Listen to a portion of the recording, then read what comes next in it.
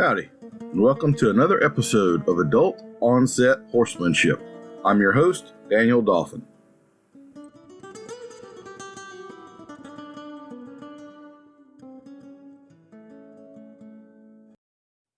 I am very pleased today to be joined by a colleague in a couple of different capacities, Miss Justine Staten. She is the Executive Director and Event Manager of Equifest for the Kansas Horse Council. Justine, how are you doing today? Doing well, Dan. Good to see you. Well, I have to say, I'm going to give you, I don't know if we'll do a secondary compliment, but I have worked with a lot of people in these expos and other horse councils and stuff, and you have got to be the most organized, on top of it, easy to deal with person ever. Like, you make it a pleasure. It's never a pain in the neck. So I'm going to give you that compliment right from the start. You've got to be the most organized person I've ever known. Greatly appreciate that. Thank you. All right. Well, we are going to run you through the lightning round questions real quick here. Let everybody get to know a little bit about you. So, if you were a Jedi, what % chance is there that you would misuse the Force? Oh, probably limited. 2%, I don't know. It would be very limited. It'd have to be a special reason. Yes, ma'am. Morning or evening? I'm a morning person. All right. And again, I have to say, having been around you in under pressure situations, I can't tell the difference. You're 100% all the time. Thanks. On a scale of 1 to 10, how well can you back a trailer? Pretty darn good. So not as good as my husband, because he can do big stuff in tight spaces. But I'm a solid 5, 6, maybe even 7. Humble. Yes, ma'am. I like it. On a scale of 31 to 37, how glad are you that people do not spontaneously express themselves through song and dance? 31 through 37. That's an unusual one. I'd say because everybody's singing and dancing skills are variable, I'm probably, let's see, am I supposed to rate it that I'm grateful or? Okay, yeah, so 37. Yeah. So 37 would be very 37. Grateful. Although if you want to be in a kind of a cartoon environment, it might be kind of fun.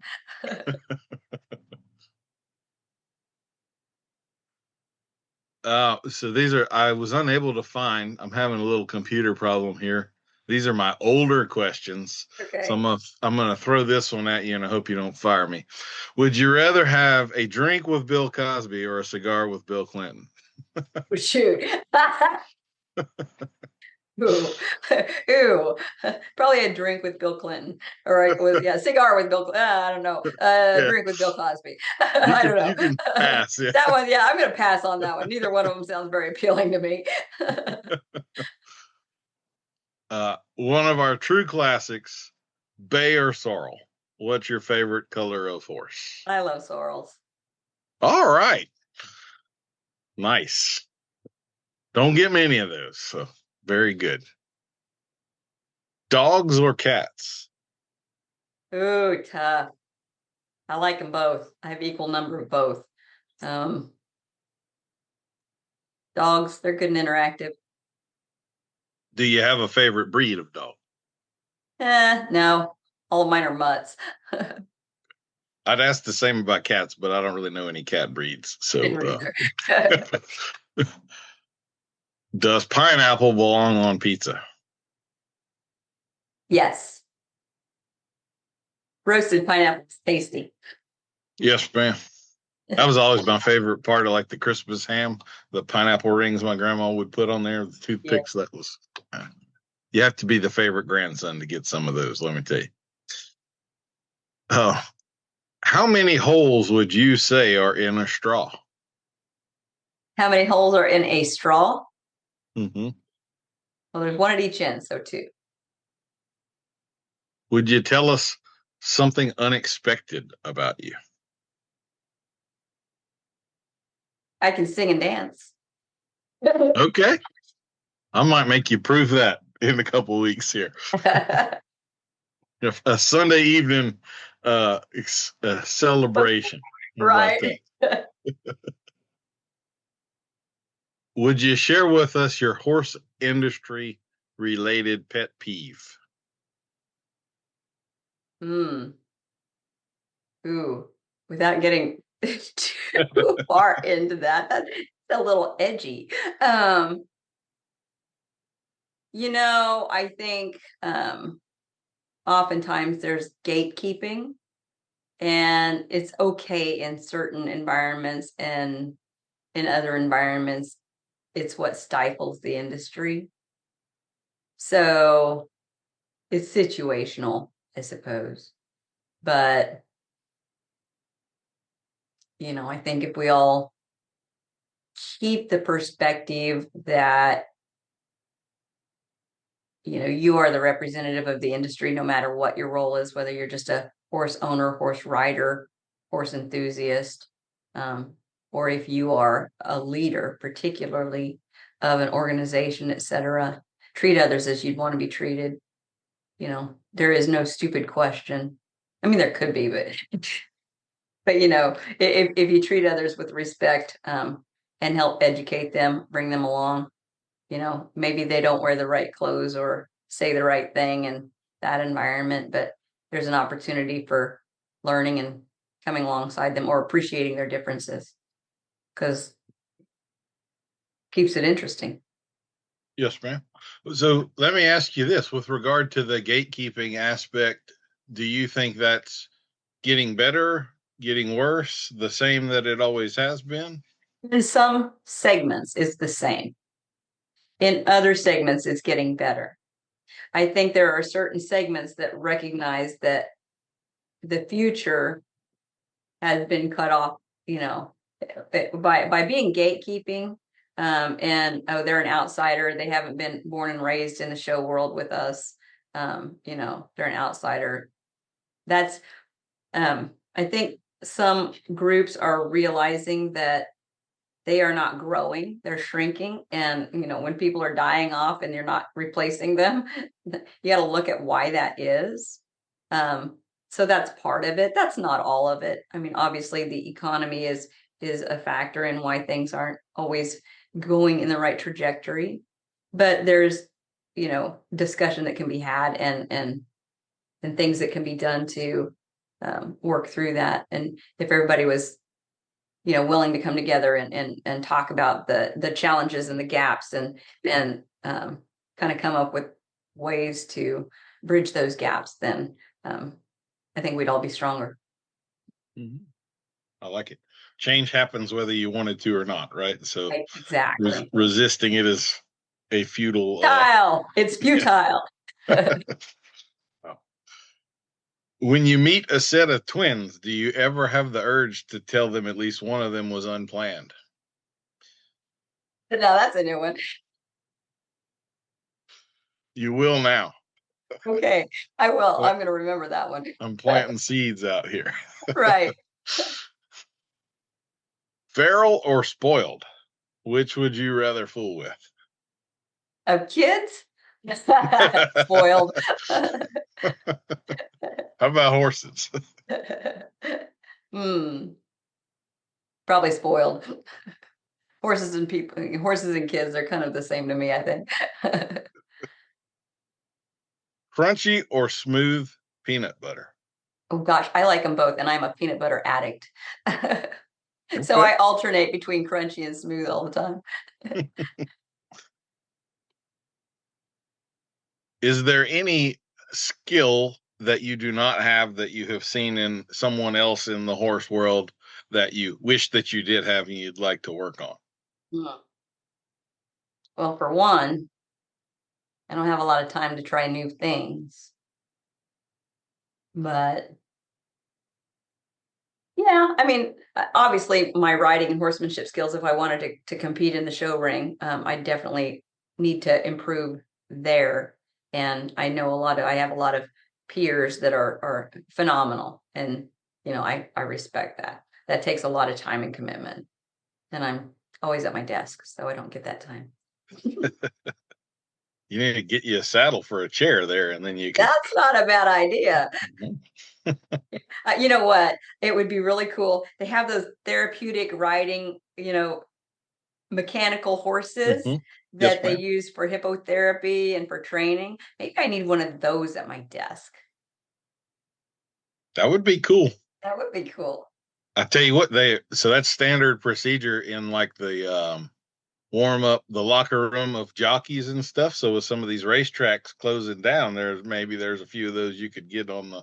Yeah, that'd be cool. Wow. Hey, keep your eye open for me, okay? I will. Yes, ma'am. I actually just talked to a vendor, Racewood Equine, I think is the name of them, and they're out of Great Britain, and they are the manufacturers of those. And when I stumbled across that, I said, we need one of those at Equifest. What a great virtual experience for people, whether it's the jockey one or whether it's just hunt seat or whatever, because they've got them for every discipline, which is just phenomenal. I thought That's that'd be pretty fun. cool. Mm-hmm. Although I guess as a trainer, I should be resentful because that's the change that's going to take my job, right? AI, you don't fall and break your collarbone. There's no risk. You don't have to feed it. Why do we need live horses anymore, right? Oh, now, yeah. Who was I talking to? Oh, it was somebody else that was talking about utilizing one of these machines as the introduction to get people over their fears, et cetera, et cetera. Mhm. And I did hear that concern that, well, they don't need me if they've got that. But let's face it, it's kind of like the treadmill versus running on the street, or the road. You get bored after a while doing the same thing with the same view. So real horses will never be replaced. Okay. In a related question I made up just for you, Oh boy. when is Equifest going to have a hobby horsing category?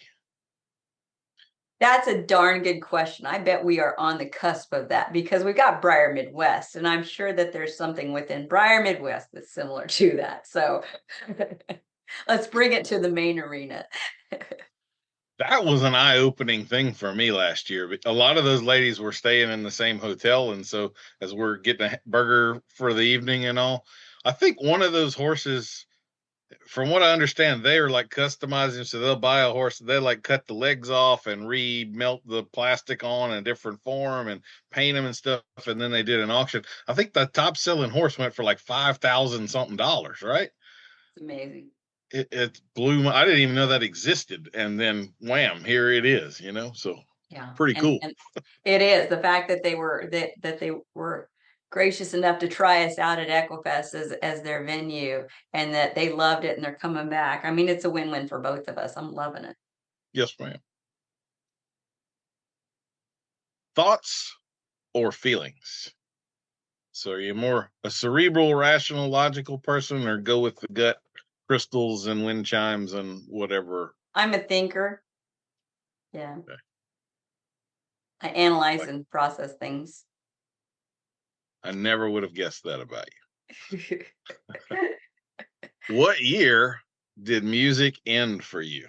So I'm not trying to date you here or anything, but like for me, nothing after like the year 2000. There's very few songs I would listen to after the year 2000. It all kind of was before that. So do you have like a mark where it stopped? You stopped listening to the new stuff or anything, or no?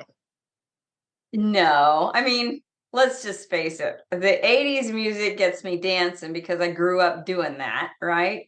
Even a little bit of 70s, mostly 80s. And then with my kids, growing up through the 2000s, early 2000s, I kind of picked up on some of their music, and so, I can go along. I don't know, All right. pretty broad. This is another one I think you're going to shock no one on. Are you decisive or indecisive? It depends on what it's about. There you go. Situational. I think you're pretty decisive. I've seen you. I've seen you pass some tests here where stuff went sideways and you handled it like a pro. So, Oh, thank you. um, do you have a favorite piece of tack or horse related tool?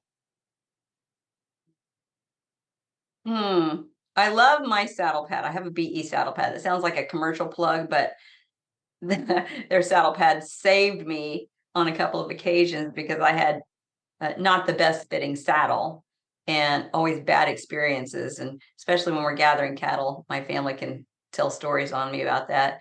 And when I put that BE saddle pad in place, I've been able to stick it. So that's my go-to. All right, I like it. What is the best smell in the barn? Oh goodness. I certainly don't mind manure because I pick it about every day. Hay. I love the smell of hay.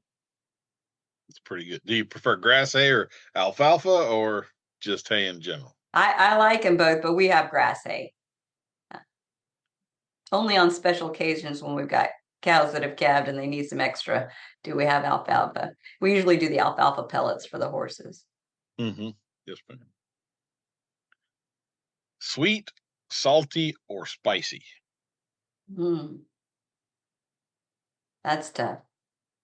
I'm salty, I guess. I like salty stuff. I'm a You'd be saltaholic. you'd be surprised how many people choose salty. That's I Oh, think we're all working outside a lot and sweating, and we need to replenish salt, and so probably something to that. we Yeah. like more salt than most people do. Yeah. What is your least favorite barn chore? Oh, restocking feed. It's so heavy. That's a good one. You're the first to say that, and that annoys me as well. I have to say. So, The older I get, the weaker I get.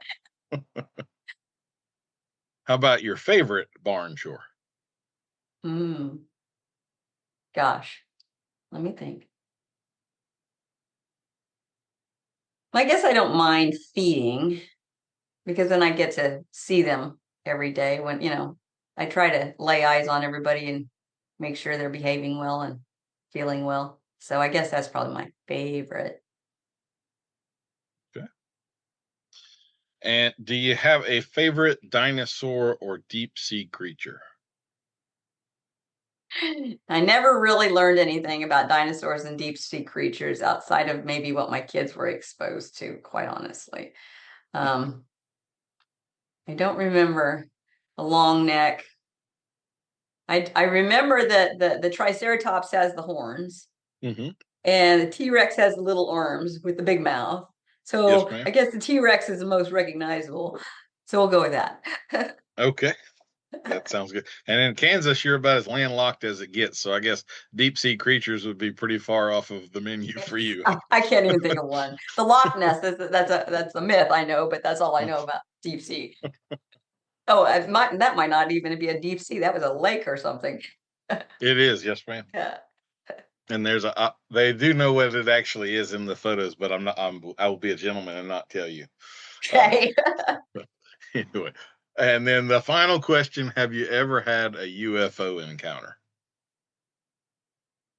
Well, not the unidentified flying object type, but I'm sure there's something else that we can call UFO that I'll go with no. Okay.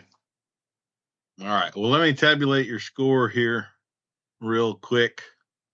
Oh, there's a score to this. There's a score, and Justine, you're going to be shocked here, but you have the 5,810 points, which makes you the high scorer of all time.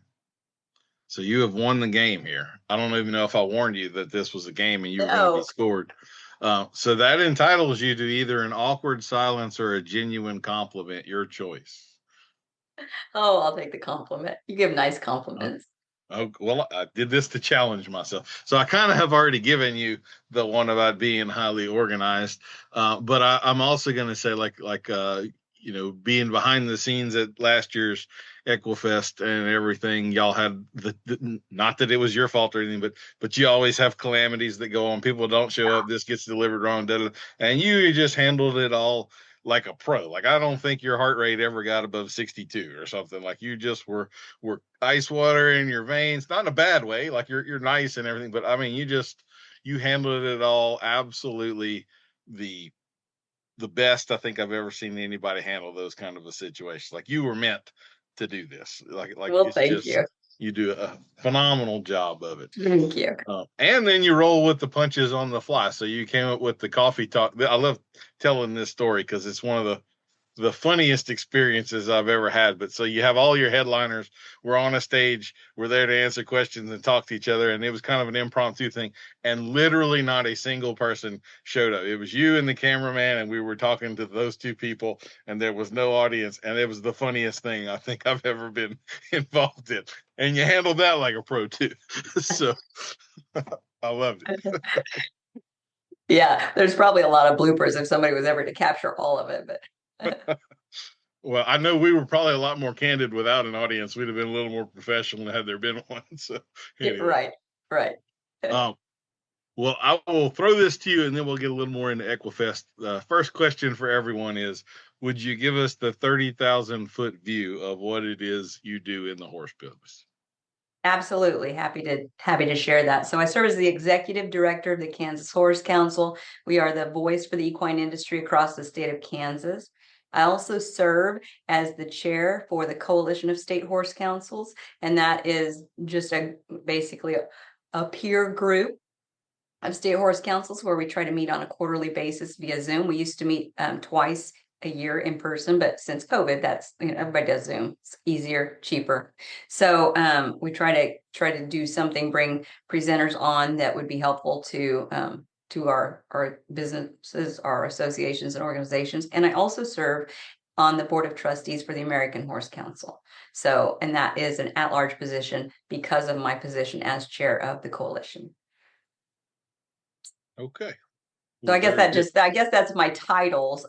What does that do, or what does that mean? So obviously, every segment, every discipline, and every breed of the equine industry is important.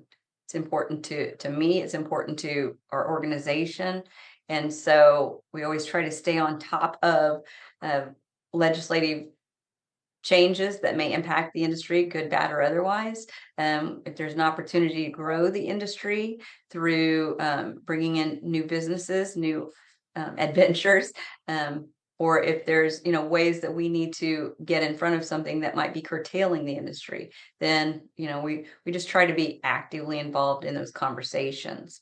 And I share this with our state members that the horse is different from so many other species, because yes, we are all agriculture and we are livestock, and we make sure that everybody knows and understands that. But because we dabble both in the working world and in the recreation activities world, we have a foot in the door at Department of Ag and a foot in the door at Department of Commerce for travel and tourism. We have a view from both sides, and I think it gives us kind of a leg up, if you will, on seeing things from a unique perspective for the state. And so it seems odd, but I might be in a conversation with the association of deer owners and whatever else, because they come to me for agritourism information, or I'll be in a room of cattle producers, pork producers, because we're all producers of something, and livestock species, because we talk about health and regulatory issues. And so it's pretty broad, pretty diverse, and we do everything down to 4-H, supporting 4-H and FFA. How can we create more opportunities or support the opportunities for furthering youth in those organizations, because that's really a great door opener for so many that maybe are from outside of ag, but they see their friends with horses and they want to get involved, and then helping them recognize that there's horseless horse opportunities, and then Panorama, which is kind of horse quiz bowl and hippology and judging, things that they don't have to actively have a horse to at least get introduced into the industry. And then typically they can find somebody, a mentor, a stable, a lesson barn where they can grow that interest and then eventually become a horse owner. Yep. There seems to be less and less of that these days. The people wanting to put sweat equity in the kids and all of that stuff, and wanting to learn, and And if anybody like that is listening, let me tell you, from the other side of the curtain, that's how I started. That's how a lot of us started. We weren't born into horse owning families. And there are people out there that would absolutely love for you to knock on their door and say, I want to learn about horses. Can I do some stuff around here and help you out and learn about horses? We are looking for y'all, and there just aren't any of you anymore out there. About every trainer I know is looking for help, so if you're Not someone only out there in that position, don't knock on the door, make the phone call. It's not an imposition. That's a time honored entry to this business. So absolutely. That's well put. I like how you put that time honored entry into the business, because really it is. I mean, just by being in that environment, they can pick up on so much. And I hear some of my barn owners lesson folks lamenting that they used to have barn rats through the summer, all day, every day. Shoot, they'd even have slumber parties because these kids just want to stay there, and they don't have that anymore. They're competing for so many other interests. And that's an issue that at the federal level we sat around talking about, is how do we capture these kids? By the time they're 9 to 10 years old, they're determining that they want to be a ball player, or they want to be a soccer player. They're getting introduced to so many other things that are just easy, that's right out their door. But we're missing them, because once they set their mind on that, are we missing that opportunity to get them into the barn, get them some lessons, and get them to see the value of the equine? And it seems like we're seeing the adults, like your adult onset concept, and even in the therapeutic world, and the addictions, PTSD, all of that, they're discovering all the benefits. Why can't we introduce that at a young age too? And I don't know, it's kind of it's mind-boggling, but I guess as long as there's an avenue somewhere. I guess the moral of that story is, you're never too old, but you're never too young. yes, ma'am, absolutely. I love watching kids play around on horses and crawl up their legs and do all the things they're not supposed to do, but that's an education you can't get any other way. I mean, Right, for sure. it's really something, and build some resilience in kids that Yeah. maybe we're kind of lacking in our society Yeah, these days. and that may be what has curtailed some of the early level entries, with bubble wrapping the kids, and worrying about their safety, and fearing for all these things. Not just letting kids be kids. Yes, ma'am. Well, why don't you tell us a little bit about Equifest? So it's going to be in Topeka, Kansas this year, the 23rd through the 25th.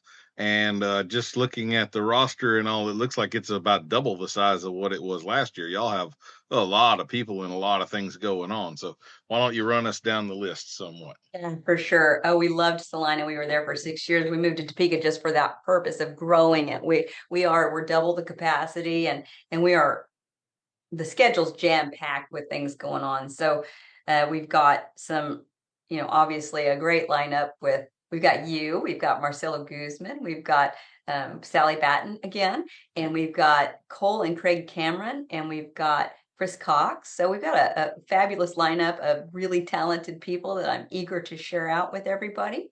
And we've got evening entertainment on Friday and Saturday, and then Sunday is a matinee of a ranch rodeo. That's always been our signature event, the ranch rodeo, where we do it 2 perfs, Friday and Saturday night. So we're changing things up so that we can make time in the schedule to offer a little bit something different. So Friday night is a multicultural theatrical narrative. So we're going to have, Native Americans and Hispanic evolution of the horseman and the horsemanship. And we're bringing in the early American story, and then turning it into the modern day cowboy. So it's going to be like nothing else anyone has seen. This is a very unique story that my board president, Callie Emig, is scripting right now. And we're going to have music and lights and some live music. We've got entertainers with Gary S. Pratt and Caleb Martin again with the guitar and singing, and it's just going to be phenomenal Friday night. I'm excited to see how that pulls together. We've got Chief Phillip Whiteman Jr. and Dougie Hall will be behind the mic, and Miss Indian Nation, Danny Wawasak, and we have a local historian, Dennis Rogers. He's Navajo. And then on the Hispanics, we've got Jerry Diaz and his wife Staci and Nicolas, and we have Marcelo Guzman as a Chilean, so he'll bring his own entertainment factor to that. And yeah, Friday's going to be phenomenal. I want to be sure that we capture that on video and be able to play that again. So Saturday night is also something very unique, and we've never done this before. We're kind of like go big or go home, you know. We're biting off a lot on this one. So we've got Bulls, Broncs, and Bravehearts, and so we've got McKellips Rodeo is producing our rough stock event. It's an invitational event. We've got Saddle Broncs, Bareback Broncs, and bull riding. And then Frog Creek Fighting Bulls is bringing the fighting bull component, and that's also an invitational. So these are your PRCA level, protections. And they're, I try to explain it to people that are like bullfighting, matadors and all that. No. This is modern day bullfighting. So it's like parkour with bulls in the arena. You gotta see it. And then we've got Dave Showtime Meyer, of course, that's going to be providing lots of entertainment throughout all of that. So that's our Friday and Saturday night lineup that is unlike anything we've ever done before.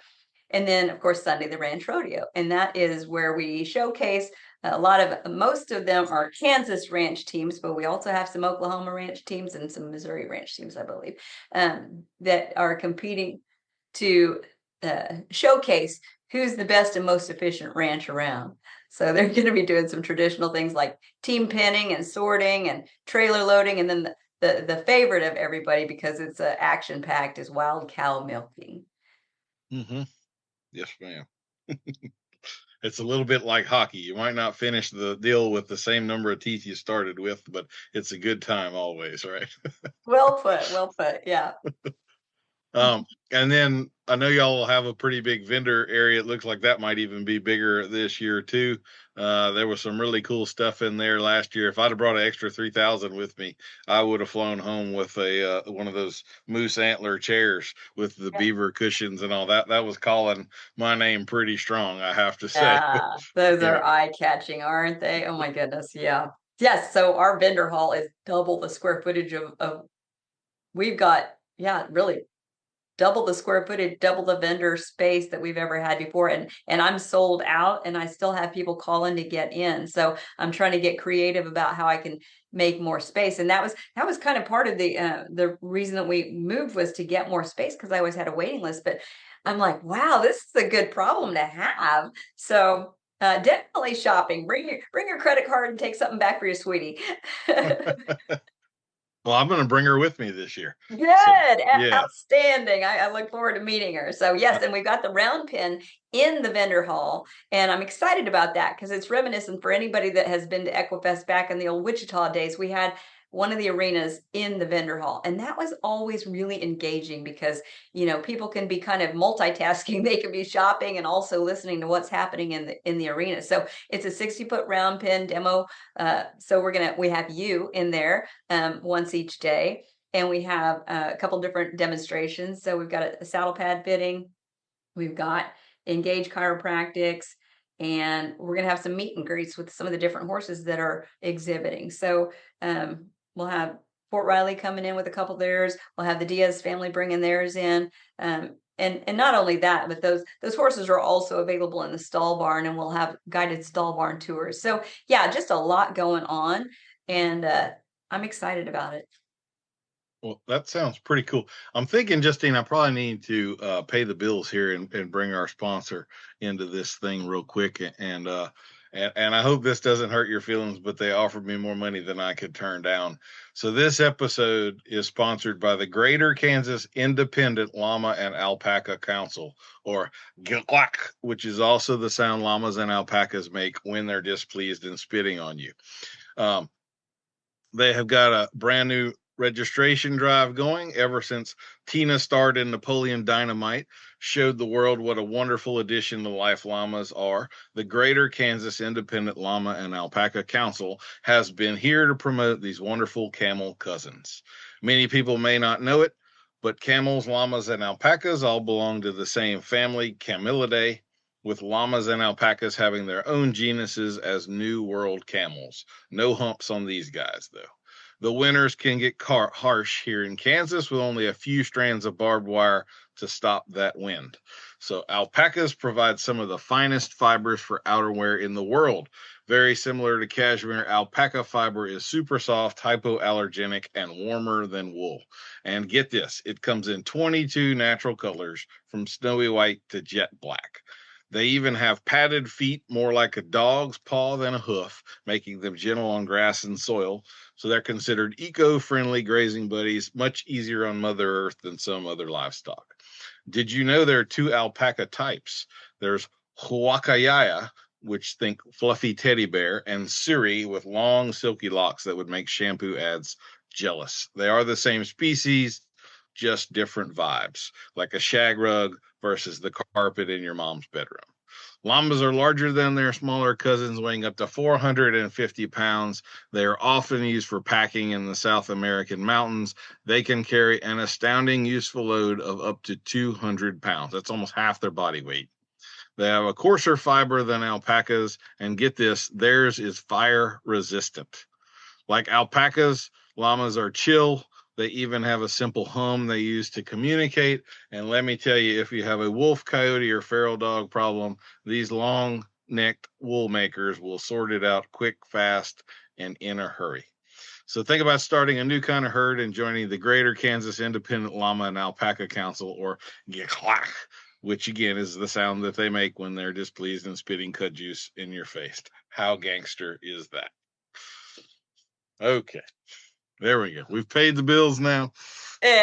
So 4 points to that. Number one, I did not know that they had a Greater Kansas City chapter. Number two, we have Alpaca Creations, Steve Berry, and all his products are alpaca fibers at Equifest. So there's some synergy here. Number three, I would love to bring them to Equifest just to show off some of their furry animals. Number four, I have a bad war story from experiences with llamas. I have been run over and spit on because they were good guardians for a herd of donkeys and minis, and unfortunately that was I was on the bad receiving end of that. So So I have to fess up, I totally made up that organization. It all started, I'm even realizing now that it began with the tagline, which I forgot to put in the ad, and it was supposed to be, I'm a paca, you're a paca, we're all paca. See? Oh, that's good. See what I did there? And then I don't put it in the ad. I mean, oh dang. But you can edit it. All of the facts in there are true, though, according to the internet. I didn't know about the fire-resistant wool. I thought that was kind of cool. No, that is cool. So I worked on a ranch in Arcadia, Louisiana, when I was in college. This was the halter horse place, and they had a pack of llamas, and the daddy llama was Lawrence of Arcadia, which I always thought was pretty cool. And let me tell you, the thing about killing coyotes or whatever, that is no joke. If you have llamas, you will not have coyotes. And they found that out the hard way because they killed one of the ranch's border collies that was just sniffing around the barn, and the llamas happened to be in the pasture right behind the barn, and that was the end of one of the good trained dogs. They do not tolerate dogs. So anyway. Or people coming into the pasture unexpected. I went to go bring a Molly mule down that I was taking to a petting zoo. This was where I was working at.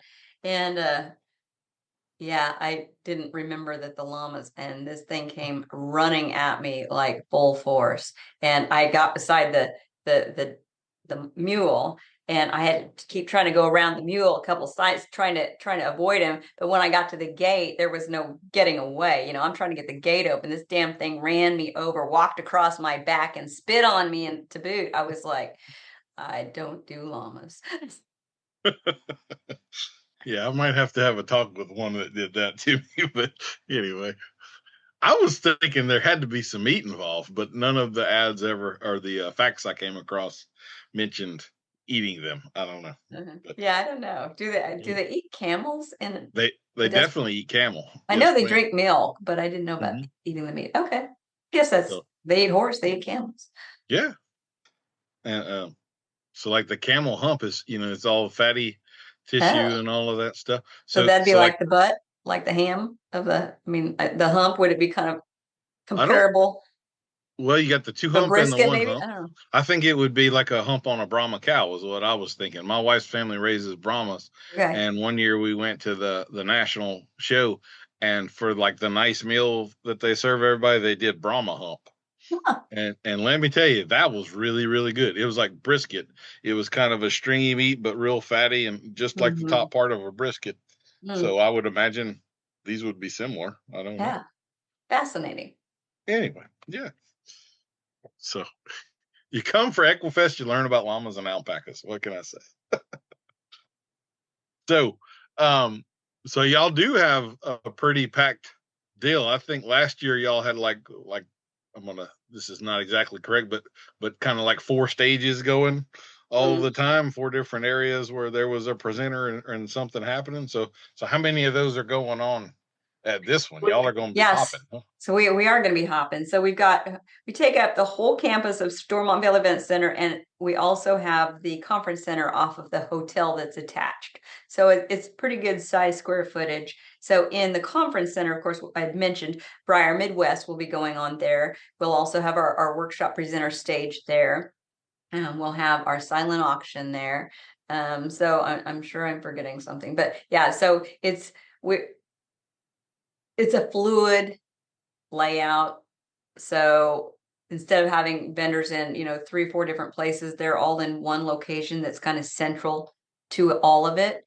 We've got a one arena and the stall barn that's across a service drive. So going outside in January in Kansas, it's a very quick, jaunt, and you're not out there all day long or walking very far. It's a much shorter walk in Topeka than what the stall barn was in Salina. So people are excited about that. Let me think. How many stages? Well, for sure, we have 2, and we're still kind of rearranging some things. So stay tuned. Okay. I was going to ask you also, I know last year, because I wanted to see it and it didn't work out where I could, but y'all had a blacksmithing farrier competition going on. Will that be happening again this year? Not this year, which is crazy because we've had them for the past, I don't know, 20 years. But they are our dates with our new venue. It's on top of another contest that they're all at. And much like we're on top of Denver Stock Show, all of our draft horse guys are competing there. So that's kind of the Hmm. downside of the dates, but maybe one of these days we won't be on top of their contests. Yeah, Bring them back. that's the way dates work. There's nothing you're going to pick that's not going to conflict with something With else. So. only 52 weeks in the year, it makes it challenging when there's a whole lot more things going on. Hmm. So what else? So there's also going to be an extreme cowboy competition. Is that correct on So Friday? yeah, we'll start out Friday morning with the EXCA Invitational Contest, and so we've got Craig and Cole Cameron that will be emceeing and judging that event. We've got a lineup of folks that are pretty high level competitors in that, so it'll be kind of fun and fast and exciting to see. We'll start that off, and Cole's got several ranch style clinics that he's offering throughout the 2 days. He's there. He's got Friday and Saturday clinics, so he's got ranch riding, roping, beginning cow work for competition. But probably the most popular of theirs has been the Intro to Obstacles, Intro to EXCA. So I'm still getting interest in that opportunity. So clearly, that's an activity that people are excited about getting involved in. Absolutely. And let me think. Y'all also had, so I know there's going to be a gaited horse clinician there. I'm not sure you mentioned them. So what will they be doing? So Geno Middleton, and he is high level in the gaited horse world. Of course, he's probably most known regionally for the Missouri Foxtrotter, but he works with all gaited breeds. He's been doing this, I think, his whole life, and he's going to be covering some topics of mastering the different gaits and also working with riders on achieving their different gaits. And then he's also going to be covering how bidding the gaited horse and shoeing the gaited horse is, you have to think about it a little differently than most of the other breeds. So it'll be interesting to hear some of those specialty perspectives on things. Okay. And then I actually just did a podcast with him, but last year y'all had Aoife of Aoife Fit, who was there talking about rider fitness and stretching and kind of. So is there anything sort of like that in that direction this year? Yeah, I love having Eva, and he's still in school in Europe, and so hopefully when he makes it back here, he'll be a lot more easy to bring in. But we do have someone. We've got Brandy Bratton, and she's got the Equestrian Edge program, and she goes through fitness and recovery. I should have looked that up to give you the exact terminology of it. But basically, she's going to be doing a workshop each day covering what her methodology is and how it can help the equestrian with stretching and identifying problems, etc. Okay. And then I know also Liberty Cunningham will be there again this year. And I held her horses when she was unloading in the road.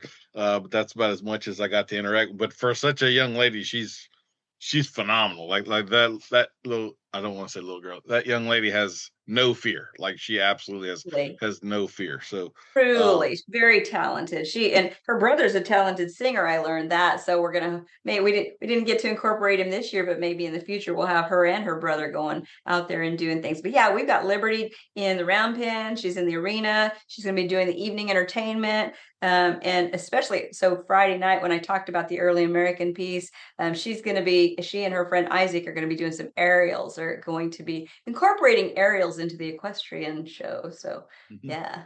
Kind of I was cool. just about to mention, she has an all paint horse lineup, so that would probably work pretty well Yeah. in that deal too. So very cool. Why don't you tell us a little bit more about that? I know y'all are still playing with it, but that sounds like a pretty interesting. So is that going to be an hour or longer, or like how involved is it? Probably about 90 minutes.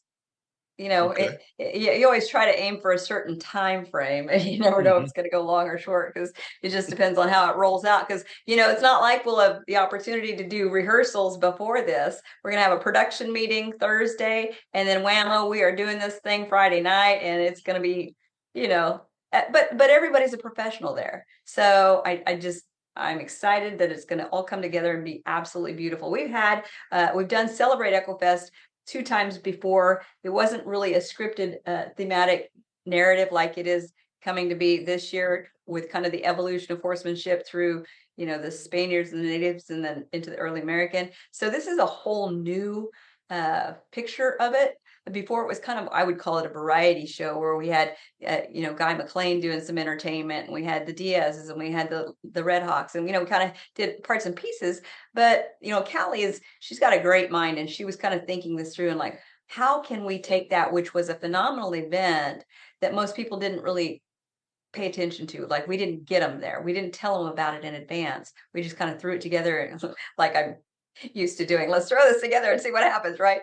um, but she's really been thinking this over and having lots of conversations with these folks, and it's really developing into something spectacular. So Well, and I wasn't sure if Callie was still president or not, but she's definitely an impressive young lady, trainer in her own right. I spent a lot of time talking with her and Rex, kind of behind the scenes, and then she brought one of her problem horses for me to play with in my demo, and I was very appreciative of that as well. And all, so I'm glad to hear she's still involved in everything. yeah.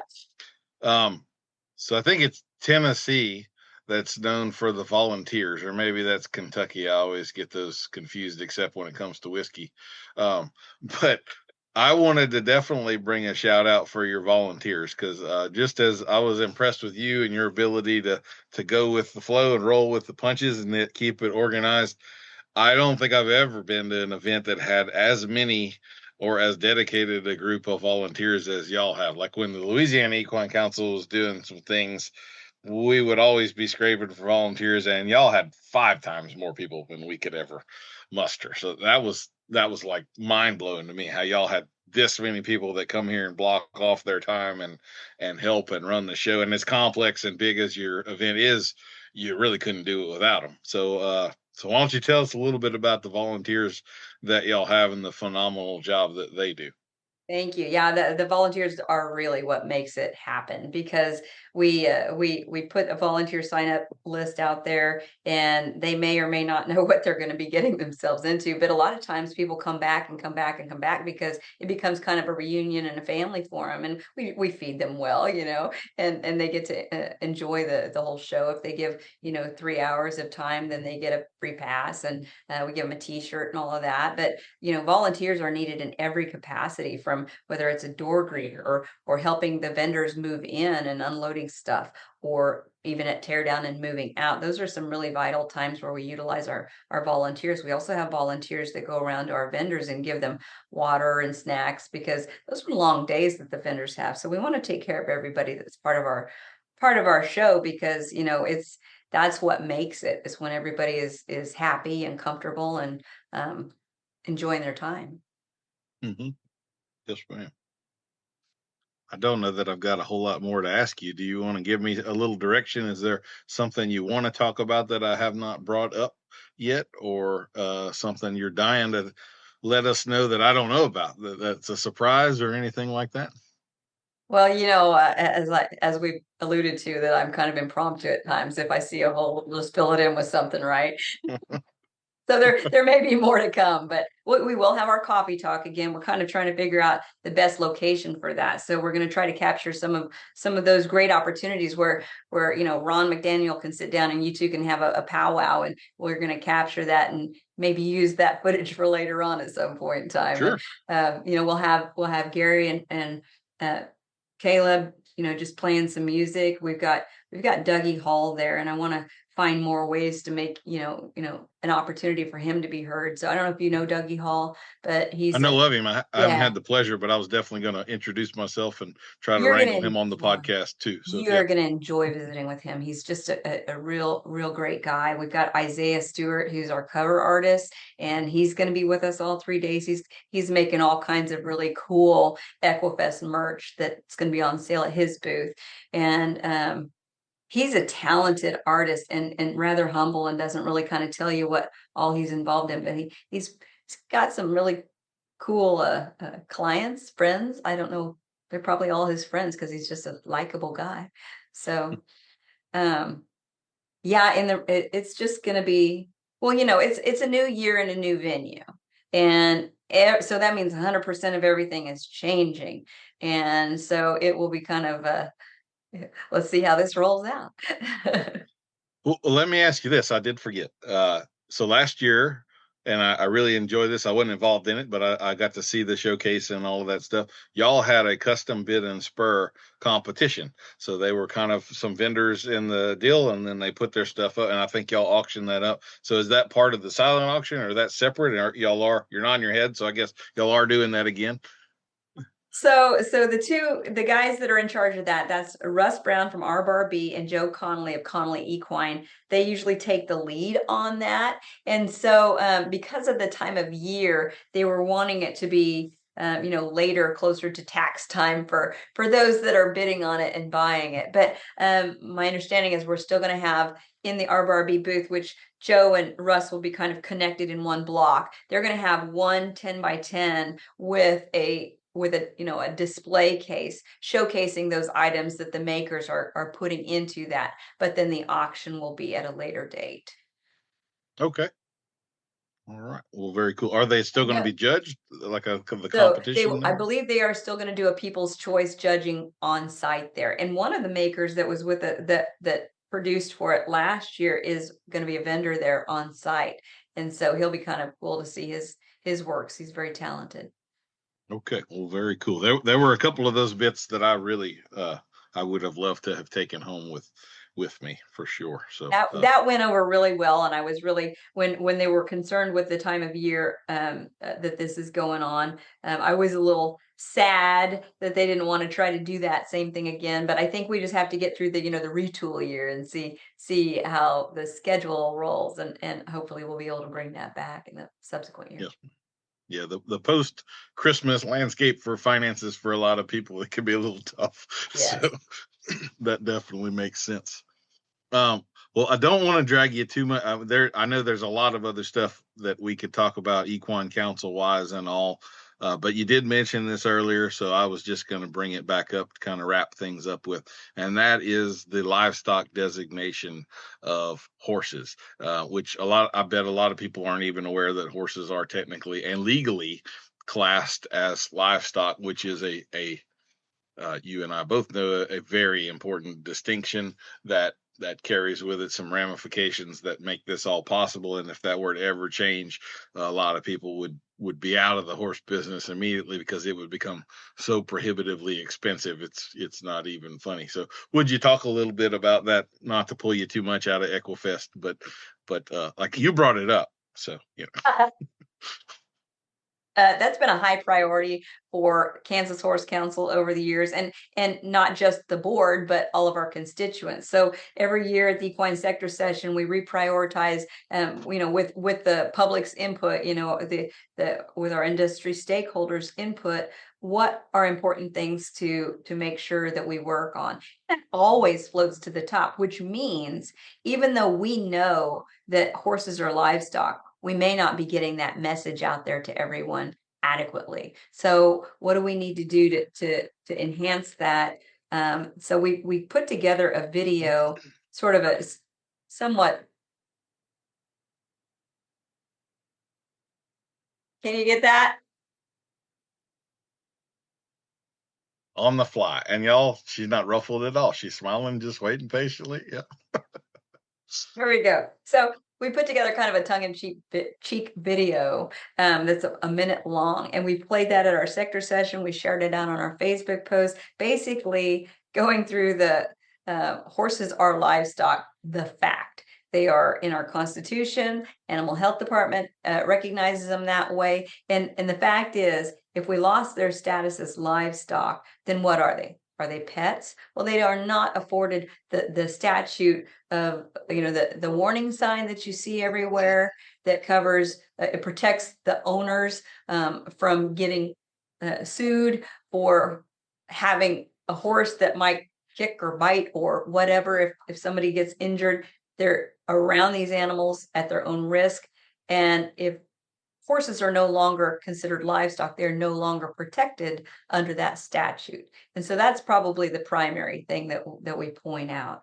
The other piece is, especially if you're a producer, a breeder, there's a lot of farm tax exemptions. And if you lose that status and you're not a farm anymore, then there's just so many unintended consequences from something that seems so benign to so many, that it can cause a negative impact to horse owners everywhere. So yeah, I think the biggest challenge that we have is saying that often enough that people will hear it, because there's been a lot of commercialism that has catered to the horse owners that consider their horses family or pets. Okay. And so even in the big pharma world, I'd say most everyone that I know of categorizes horses, they index them with pets. So, and I know this because we're going after sponsors, and it's a different sponsor fund for equine than it is for all their other large animal, livestock, cattle, etc. And when their budget cuts occur, like post-COVID, this is just, I'm throwing this at you without naming names, but we had a sponsor that always was very supportive of us.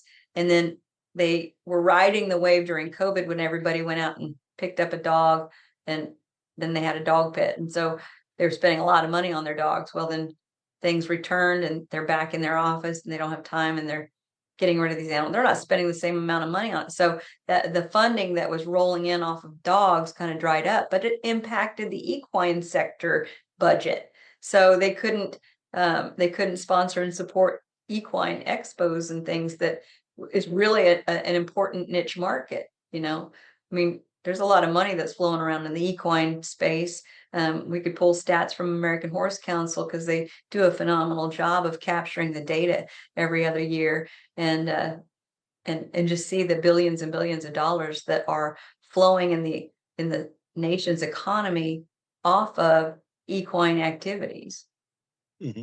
I think it isn't the revenue generation annually by the horse business is about 12 times that of the NFL, Yeah. something like Yes, that. that's right. It's way Phenomenal. more than you think it is. Way more.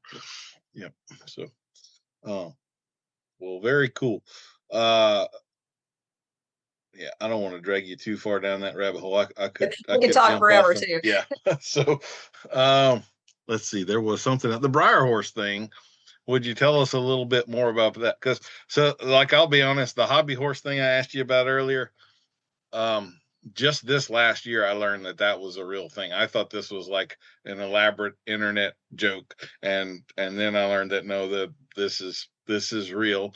And I guess the Briar Horse thing, I'm kind of last year was when I had no idea that adults were into this, and it wasn't just 8-year-olds and everything. And I was kind of like, wow, this is really, and who am I to look down on someone else's hobby? I mean, if you enjoy this and if you get your kicks out of it, then great. So tell us a little more about the Briar Horse people and what they're doing there.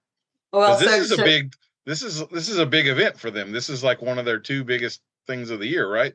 Right, correct. That's right. Yeah. So to your point, in Kansas, there are 345,000 horse enthusiasts. That means somebody that likes horses. That can even be adults that like to play with horses. And so, this is a great spot for Briar to set up another expo within our expo, Briar Midwest. And I honestly was so busy, I didn't get in there to see how things were going at the 25 event, but I heard it was kind of elbow to elbow, and they do such a phenomenal job of planning this. They've got artists, they've got workshops, they've got classes, they've got competitions, they've got anything that they can do with the artists and with the interest in these plastic horses that they have created something that it's just hard to explain. You really should go onto their website and look at their lineup. Their agenda is phenomenal, and I do have a link to that on our equifestofks.com. You go to special demonstrations, I believe, is where you'll find the Briar Midwest. And if you click on that, it pulls up their whole agenda. And then a link that takes you back to their website where, I don't know, they might already be booked with all their contestants entries, but I think there's some entry forms there if somebody wants to try their hand at whether it's a diorama or a stick horse race or whatever they have going on. But they have one large scale, kind of the anchor room of Maynard Conference. They're going to take over for their event during Equifest, and it's just going to be fun. We have a lot of vendors that get excited to follow wherever Briar is, because they might have a special collection of horses that they have on their display, and it drives traffic to them. So it's very synergistic. I have a slogan for them that I have been working on, if you want to pass this along. Okay. So this is, I'm kind of borrowing, but I've always loved this. So plastic comes from oil, and oil comes from dinosaurs. And that means that plastic dinosaurs are made of real dinosaurs. But it also means that Briar horses are made of real dinosaurs. And I think that's a slogan that would be worth putting on the side of a box or something, or a banner. Maybe I'll just bring my own. I won't even tell them. I'm going to bring my own banner. Briar horses are made from real dinosaurs, and we'll just put it on the wall, see if anybody questions it or anything. I think I'm going to definitely have to. If you're going to do that, we are going to capture that on video. You're going to put it up on the wall right outside of Briar Midwest and see how many people shriek. It makes them sound a little more badass, though, does it? Yes. I mean, these things are made from real. These are not kids' toys. They are made from real dinosaurs. How about that? Well, they've been around since the 50s, so some might say since the dinosaur era. That's kind of the gateway drug of you give your daughter one of those for Christmas, and next year it's a pony, and yeah, you have no idea how much money you're in for now. But there you go. Yeah. Well, Justine, is there anything else about Equifest of Kansas that you would like to tell us before we sign off today? Off the top of my head, I can't think of anything extras that we haven't covered. I mean, I kind of gave you the high level of everything. We will have the final schedule posted probably in the next day or so. Our program is being proofed right now, and so I like to wait. Right now, the draft of schedule that's up was what I put up in November, and everything's subject to change because we are always rearranging things, but the final schedule will be ready in the next couple days. So you can go to our website, equifestofks.com, and look under Attend tab. You'll find the schedule link and the beautiful pages that our program lady is designing with the full schedule, easy to read. Well, and I did think of another thing here. So I just would say that if you're in the horse business and you are ever wondering who represents you, is looking out for you, who bothers to read these 60 and 100 and 400 pages bills that come out and that can affect you that you never heard of and all, the answer to that question is your horse council. And so I know that the Kansas Horse Council, y'all are doing this event to do something for your membership and the equine interested people of Kansas and nearby states. I guess Topeka is definitely close enough to bring people in from Missouri and all as well. But this is also a fundraiser for y'all that helps y'all to do this. So it's a full circle. You support the horse council supports you. And so if you are in the neighborhood, be sure that you come out. I hear that you can hear some real good information on bits at this thing as well. And and so anyway, is there anything else about the horse council that y'all have coming on in the near future or something on the horizon that people need to maybe know about the Kansas Horse Council or llamas and alpaca, whatever? Well, we are bringing live horse racing back to Kansas, and who knows, we might have some llama races as well. But we've been working very intensely on our live horse racing returning to Eureka Downs, which is the oldest track west of the Mississippi, I can't even talk. The oldest track west of the Mississippi, still standing. It's in Eureka, Kansas, southeast Kansas, and we're expecting that to open in the fall of 26. So bring your Louisiana horses up and race against some Kansans. That sounds cool. Just as an aside, I may cut this out if you don't want to talk about it or whatever, but is the fall of HISA on the horizon? Is that a possibility, or are they there to stay, do you think? We won't start out under HISA. We won't be simulcasting for a couple of years. We need to kind of get things growing. So our first year of meet's going to be about 10 days. Our second year, probably 20, and then we'll move up to about 40 days. This is a fair track. And like I said, HISA follows where there's simulcasting of thoroughbreds, and we will be a mixed meet race, but it will be a while before we incorporate simulcasting. So all of our funding is the mechanism is HHR machines out of the newly opened Gillies in Park City, Kansas. And it's only been open for a month. And we'll get a report on how that month has looked as of this Friday at the commission meeting. And simulcasting is very helpful to funding purses and increasing the revenues for the track. But there are also very hefty fees that come with that. And so that is, it's not really something that our Kansans are eager to have to experience at this point. So I was kind of asking, so HISA, for those of you that may not know, is the Horse Racing Integrity and Safety Act, which created kind of a behemoth under the Commerce Clause. So that's what she's talking about with simulcasting, because it's across state lines. Now it's under federal jurisdiction, but they formed, is it a nonprofit that HISA is? So it's like a private, it's like an NGO kind of, like it is nothing like that had existed before. And like they have Lisa Lazarus running it, and she's making like 1.7 million a year. So it brought some serious administrative fees and stuff.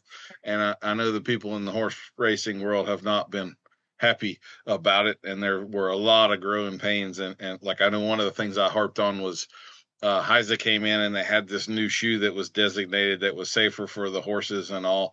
And then by like July 1st, when it took place, all horses had to be wearing this shoe. And the shoe did not exist. It was not a commercially made shoe. So like the practical, reasonable, logical aspect of this has just, and it wound up to have not enough traction that horses were coming around the turn and losing their hind legs and going down, and its jockey was killed. And like it was just kind of a, did we have any horse people that were involved in this horse thing that actually had a clue what the hell was going on, or was it just totally? So I had heard Spook that, theory. Maybe it was AI created to, yeah, oh, this sounds like a good idea. Let's run with it. but I had heard that there were some legislative things going around that might take HISA out. I don't know if that was true, and I haven't bothered to keep up with it enough. So do you know any of that? Is there? The National HBPA has been standing, as an opposition to HISA since HISA's inception. And I know that they've had many court hearings in different states, Louisiana being one of them, and it's still ongoing. So, there are some that believe HISA will be curtailed, and yet HISA is a big, hairy animal. So, I mean, it's some of the parts and pieces of HISA that, I mean, for all intents and purposes, the welfare ideology through it makes sense, but in practicality, a lot of it's duplicative. And probably the biggest concern is the fees that are unsustainable to most. Yeah, they were taking, I think, 10% of every purse or something like that, and then it And was, additional fees on, I mean, there's fee after fee after fee, and depending on how big your track is, your fee is different. It's not like a flat rate fee anywhere.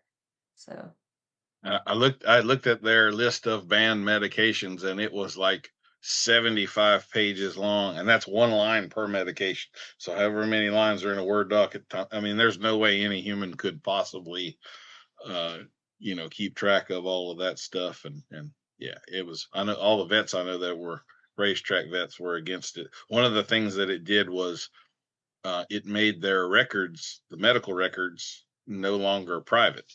So, that is the property of the veterinarians that generate it. And now they have to open them up to, if a horse sells or something, all of that record goes with it, which I guess you could say has a good side to it, but it has that's now something that has value that a veterinarian that generated has to turn over for free.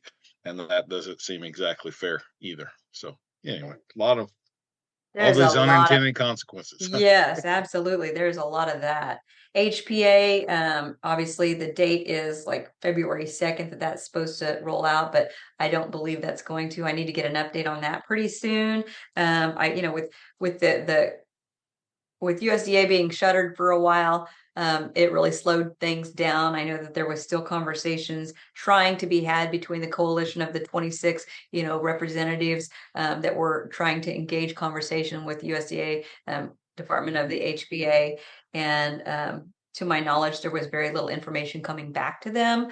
So my guess is they still haven't worked out the kinks. And so we may see that also further delayed, if not repealed. So the goal is to repeal that, but that's about the only update I can provide you on that at the moment.